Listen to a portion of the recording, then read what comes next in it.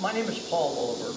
I'm the owner of Pinellas Power Products, and this is the product demonstration video for my extended runtime fuel kit for open frame inverter generators running the 301cc all the way to 459cc Honda Clone engine. Westinghouse, of course, makes their EcoGen 10,000. Champion has a version. I believe Wen has a version.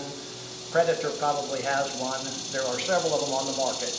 If you want to know what all this applies to, please go to my website. There is a link in the description that will take you directly to my website, where you will see that there is a product page with a tremendous amount of text, several videos, as well as a very good FAQ page.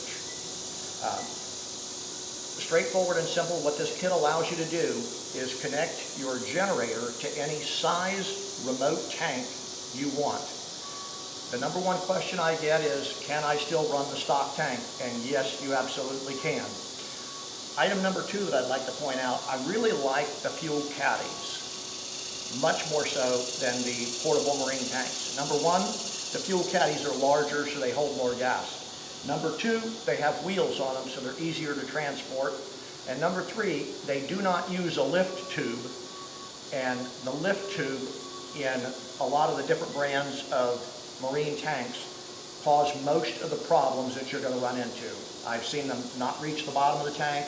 I've seen them sucking in air. I've just seen all sorts of problems with the lift tube. The fuel caddies don't have any of those problems. Operation of the kit is very simple. This kit is not a gravity feed, so you do not have to put the fuel tank somewhere precariously placed higher than the generator. Put them both on level ground. That way neither one of them can fall any further. My kit includes everything needed to hook to any size fuel tank. If you want to know what goes on inside the generator, please go to my website as listed in the description section, and you'll see the installation video. In addition to all the parts installed in the installation video, you will get a quick disconnect fitting that either you screw into the top of the marine tank, or if you want to adapt it to a fuel caddy, you can do that.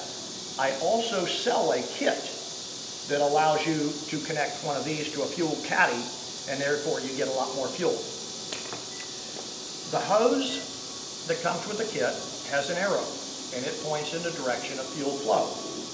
So you'll connect one end of the hose to the remote tank.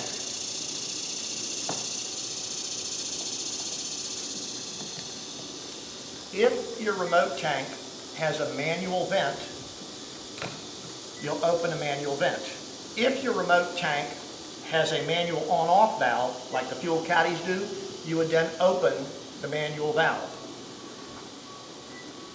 Connect the other end of the hose to the fitting on the generator that you installed during the installation process.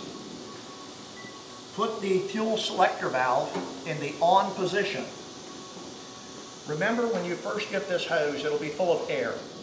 So what you want to do is pull gasoline out of the remote tank by pumping the prime bulb. It will pull gasoline out, flow through the hose, and push it into the stock tank. When you feel the prime bulb become firm, then you can go ahead and shut off the valve, because all it's doing is pulling out of the remote tank, pushing it through here, into the stock tank, and air is being vented out of the stock tank. Once you get it primed, move the fuel selector valve to the off position. And remember that, anytime you're running off the remote tank, fuel valve should be in the off position. If you're running it off of the stock tank, put this fuel valve in the on position. Several of the brands have a fuel selector on the front as well. I'm not talking about the fuel selector on the front. If that's a dual fuel or whatever, leave that in the gasoline position. What I'm talking about is the little selector valve on the bottom of the tank. It's just a straightforward on-off. The next thing is, some of the brands are going to have a choke on the front. Some of the brands will have a choke over here on the side, and some will be auto choke. I believe this one's an automatic choke, but at any rate, now that we've got it all primed, The fuel selector valve is in the off position for running it off the remote tank. We'll go ahead and turn the master switch on, and then we'll push the start button. I'll run it for a few minutes, and then I'll shut it off so we can hear each other talk again.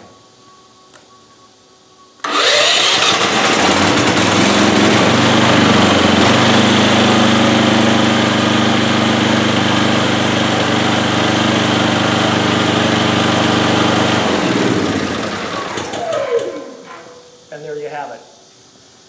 If you'd like any more information on this, like I said before, please go to my website.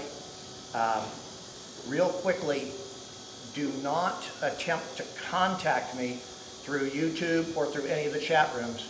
I do not monitor the YouTube comments. I simply don't have time. But if you contact me through my website, either by phone or by email, you'll reach me almost immediately, and I'll answer any questions you have. At any rate, I thank you for your time.